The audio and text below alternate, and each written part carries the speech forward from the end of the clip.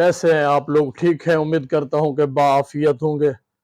میں ہوں فضل عباس ظفر اور آپ دیکھ رہے ہیں میرا یوٹیوب چینل۔ آج کا ہمارا پروگرام ہے حسد اور نفرت۔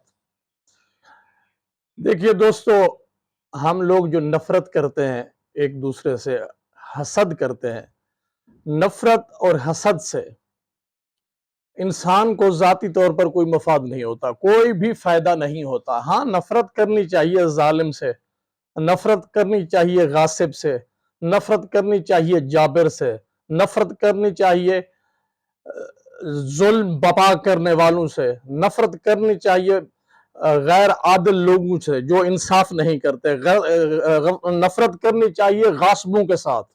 یہ نفرت بنتی ہے۔ ہم چھوٹی چھوٹی باتوں پہ ایک دوسرے سے، بھائی بھائی سے، ہمسایہ ہمسایہ سے یہ نفرتیں نہیں بنتی۔ ہاں، کوئی بات ہوتی ہے تو انسان کو منہ ایک طرف کر لینا چاہیے، اس کے ساتھ ایک آدھ دن کے لیے آواز بند کر دینی چاہیے، بولنا نہیں چاہیے، لیکن کسی کے خلاف اس حد تک جانا کہ اس کے رزق سے جلنا، اس کی شکل و صورت سے جلنا، اس کے خیالات سے جلنا، اس کے چلنے اور پھرنے سے جلنا، اس کے چہرے سے جلنا، ان کی روزمرہ کی اس کی جو روٹین ہے، اس کا رزق، اس کی گفتگو، اس کا چلنا، اس کا پہننا، اس کا باتیں کرنا، اس کا بیٹھنا، اس سب سے جو جلنا ہے نا، یہ انسان کے چہرے کا حسن چھین لیتا ہے، انسان کی طبیعت میں انتشار پیدا ہوتا ہے، انسان کا ذہن مثبت ایکٹیویٹیز کرنے سے گریزاں رہتا ہے، منفی ایکٹیویٹیز کی طرف راغب ہو جاتا ہے، جس طرح دیہات کی عورتیں کرتی ہیں۔ میرے خیال میں شہر کی عورتیں بھی اس طرح کرتی ہوں گی۔ نفرت اور حسد ان میں بہت زیادہ ہوتا ہے۔ دیکھیے، نفرت اور حسد سے اگر کسی کا رزق بڑھتا تو پھر نفرت اور حسد کرنے والے امیر ہوتے، بقیہ لوگ غریب ہوتے۔ ایک غریب ہوتا، ایک امیر ہوتا ہے اپنی محنت کر کے، اور ایک امراء ہیں کسی کے حقوق کو سلب کر کے، چھین کے، غصب کر کے۔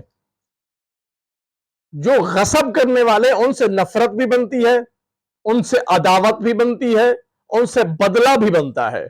جو خود محنت کر کے، مزدوری کر کے، چھوٹے چھوٹے سٹپ لے کر آگے بڑھتے ہیں جو لوگ، وہ ہم میں سے ہوتے ہیں۔ اگر وہ امیر ہو گئے ہیں تو ان سے جلنا نہیں بنتا، ان کو دعا دیجئے، اللہ تعالیٰ سے دعا کیجئے کہ مولا اس کو جو دیا ہے اس کو بخش دے، مجھے بھی اس قابل بنا دے۔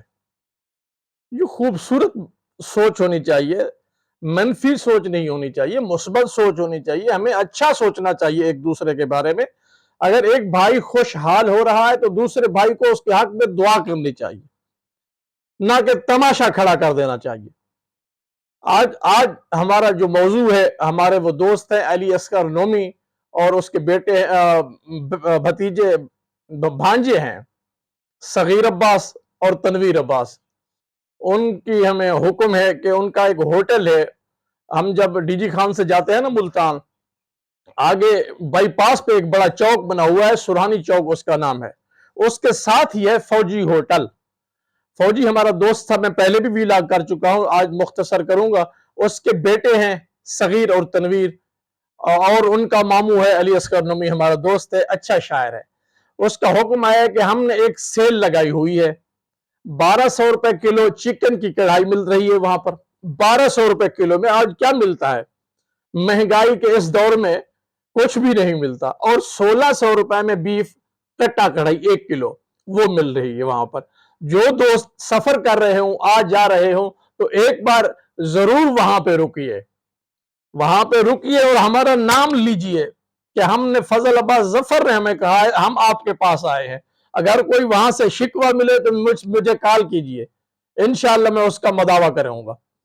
وہ دوستوں نے سیل لگائی ہوئی ہے، ہمارے غریب دوست ہیں، وہ بھی چھوٹے سٹیپ سے چلتے چلتے چلتے آج اس قابل ہو گئے ہیں کہ ان کا ایک اچھا سا ہوٹل ہے، کھانا بھی اچھا ہے، لذیذ ہے، اور بہرے بھی جو کھڑے ہوئے ہیں وہ بھی غفلت نہیں کرتے۔ دوسری بار روٹی مانگنی نہیں پڑتی، پانی بھی مل جاتا ہے، سالن بھی مل جاتا ہے، تو روٹی مانگنی نہیں پڑتی۔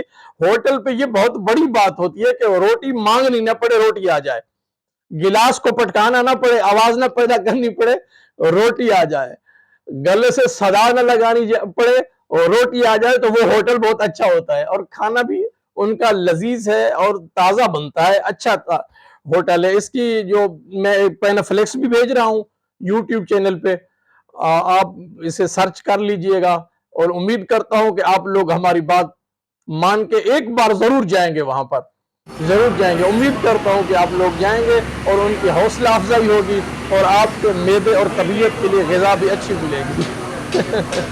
بس ہماری بات یہ کہ ہمیں نیگیٹیوٹیز چھوڑ دینی چاہیے، آپ مثبت رویوں کی طرف آنا چاہیے، منفی رویے چھوڑ دینے چاہیے۔ چاہے آپ کے پاس ایک روٹی ہے نا، ایک روٹی بھی شکر ادا کر کے کھا لینی چاہیے، تو دوسری روٹی خود بخود خالق لم یزر رازق خدا دے دیتا ہے۔ رزق شکریہ سے بڑھتا ہے، اللہ تعالیٰ کا جتنا زیادہ شکر ادا کریں گے رزق اتنا بڑھتا ہے۔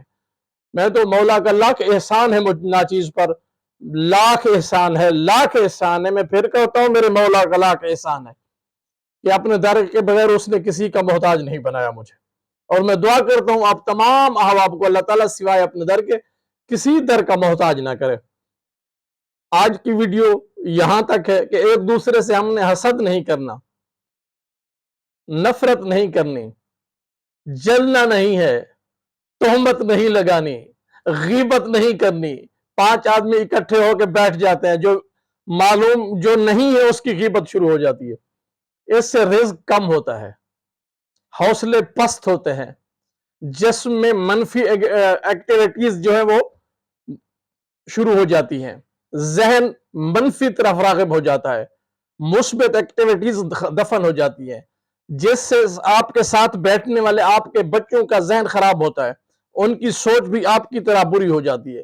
حاسد اپنے چہرے پہ حسن نہیں رکھتا، جو حسد کرے گا اس کے چہرے پہ حسن نہیں ہوگا۔ آپ دیکھیں، میں نے بھی دیکھے ہیں لوگ، ہمارے دیہات میں، شہر میں بھی یہی روٹین ہے، اگر کوئی تھوڑا سا اونچا ہو رہا ہے، تھوڑا سا کشادہ ہو رہا ہے، تھوڑا سا رزق اس کا کشادہ ہو، ادھر سے جلن شروع ہو گیا، کوڑنا شروع ہو گیا ہے، جل رہے ہیں، خود کو جلا رہے ہیں۔